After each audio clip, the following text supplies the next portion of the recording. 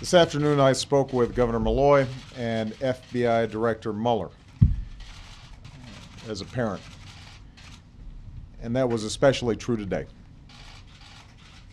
I know there's not a parent in America who doesn't feel the same overwhelming grief that I do. The majority of those who died today were children, beautiful little kids between the ages of 5 and 10 years old.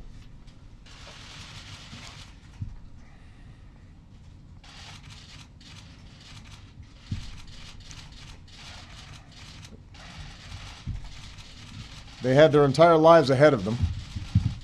Birthdays, graduations, weddings, kids of their own.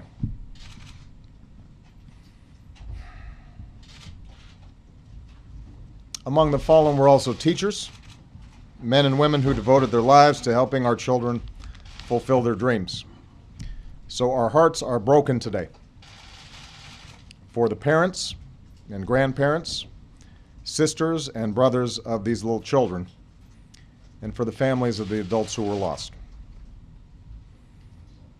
Our hearts are broken for the parents of the survivors as well.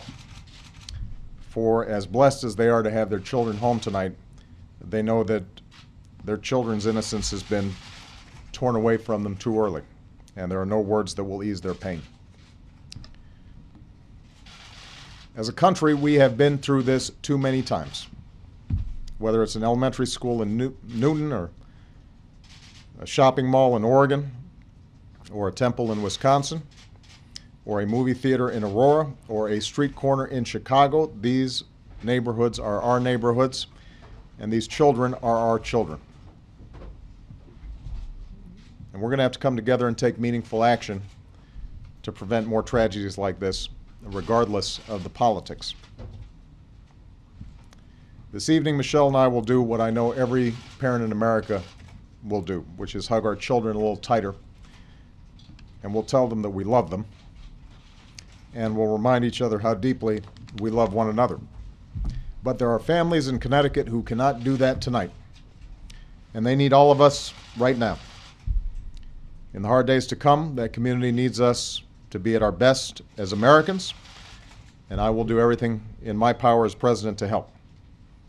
Because while nothing can fill the space of a lost child or loved one, all of us can extend a hand to those in need, to remind them that we are there for them, that we are praying for them, that the love they felt for those they lost endures not just in their memories, but also in ours. May God bless the memory of the victims. And in the words of Scripture, heal the brokenhearted and bind up their wounds. In Tucson, Arizona, Fort Hood, Binghamton, Aurora, Oak Creek, Newtown, the Navy Yard, Santa Barbara, Charleston, San Bernardino. Too many.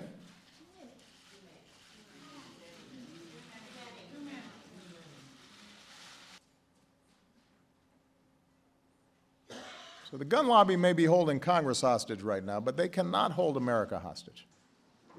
The folks in this room will not rest until Congress does.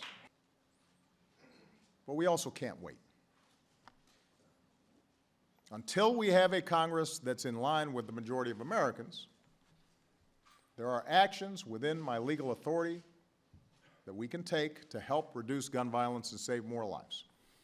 Actions that protect our rights and our kids. After Sandy Hook, Joe and I worked together with our teams, and we put forward a whole series of executive actions to try to tighten up the existing rules and systems that we had in place. But today we want to take it a step further. So let me outline what we're going to be doing. Number one, anybody in the business of selling firearms must get a license and conduct background checks or be subject to criminal prosecutions. We're also taking steps to make the background check system more efficient. Under the guidance of Jim Comey and the FBI and our Deputy Director, Tom Brandon at ATF, we're going to hire more folks to process applications faster, and we're going to bring an outdated background check system into the 21st century.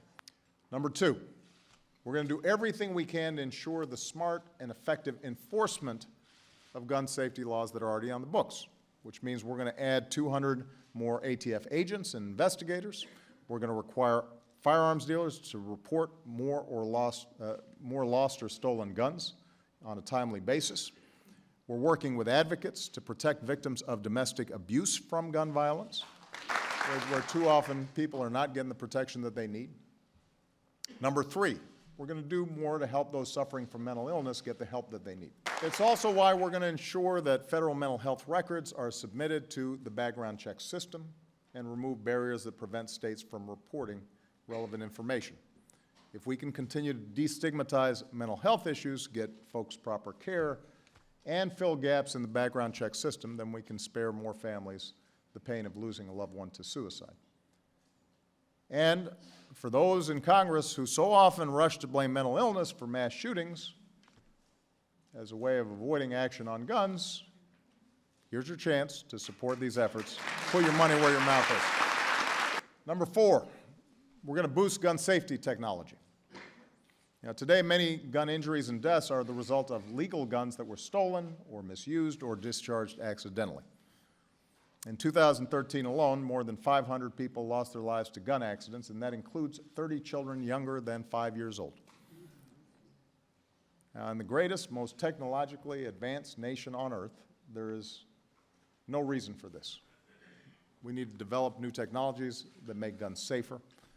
If we can set it up so you can't unlock your phone unless you got the right fingerprint, why can't we do the same thing for our guns?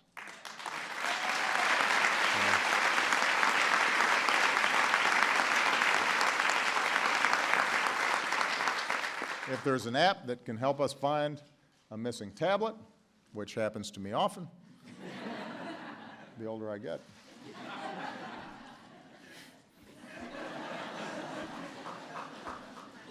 if we can do it for your iPad, there's no reason we can't do it with a stolen gun. If a child can't open a bottle of aspirin, we should make sure that they can't pull a trigger on a gun. All right?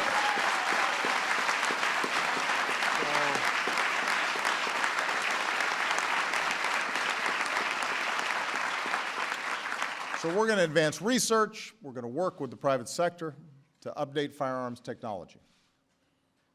And some gun retailers are already stepping up by refusing to finalize a purchase without a complete background check, or by refraining from selling semi-automatic weapons or high-capacity magazines.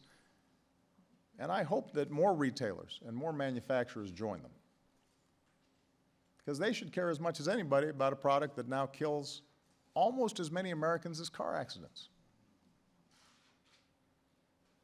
But there are other rights that we care about as well, and we have to be able to balance them. Because our right to worship freely and safely, that right was denied to Christians in Charleston, South Carolina, and that was denied Jews in Kansas City, and that was denied Muslims in Chapel Hill and Sikhs in Oak Creek. They had rights too. Our right to peaceful assembly, that right was robbed from moviegoers in Aurora and Lafayette. Our unalienable right to life and liberty and the pursuit of happiness, those rights were stripped from college kids in Blacksburg and Santa Barbara, and from high schoolers at Columbine, and from first graders in Newtown.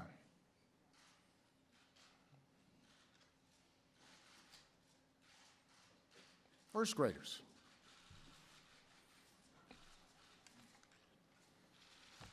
And from every family who who never imagined that their loved one would be taken from our lives by a bullet from a gun.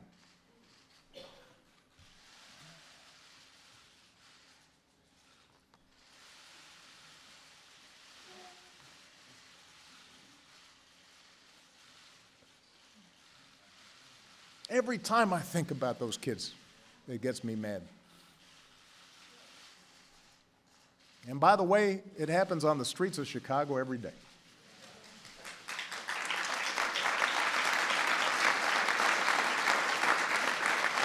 So, all of us need to demand a Congress brave enough to stand up to the gun lobby's lies. All of us need to stand up and protect its citizens. All of us need to demand governors and legislators and businesses do their part to make our communities safer. We need the wide majority of responsible gun owners who grieve with us every time this happens and feel like your views are not being properly represented to join with us to demand something better.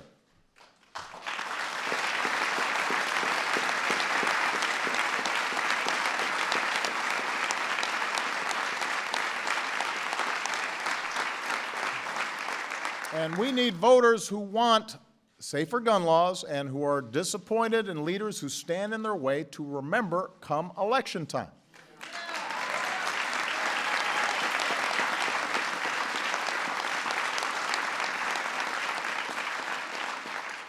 I mean, some of this is just simple math.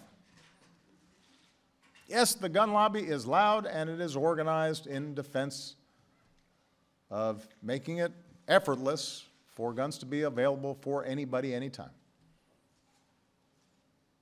Well, you know what? The rest of us, we all have to be just as passionate. We have to be just as organized in defense of our kids. This is not that complicated. The reason Congress blocks laws is because they want to win elections. And if you make it hard for them to win an election, if they block those laws, they'll change course, I promise you.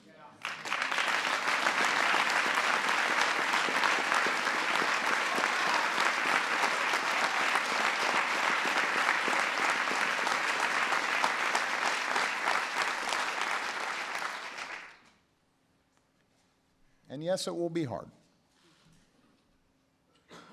And it won't happen overnight. It won't happen during this Congress. It won't happen during my presidency. But a lot of things don't happen overnight. A woman's right to vote didn't happen overnight.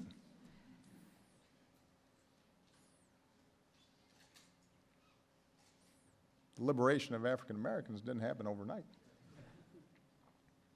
LGBT rights, that was decades worth of work. So just because it's hard, that's no excuse not to try. But if we love our kids and care about their prospects, and if we love this country and care about its future, then we can find the courage to vote.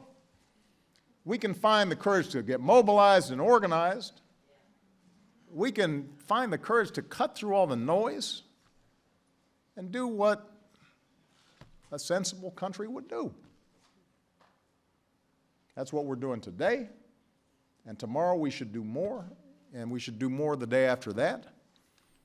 And if we do, we'll leave behind a nation that's stronger than the one we inherited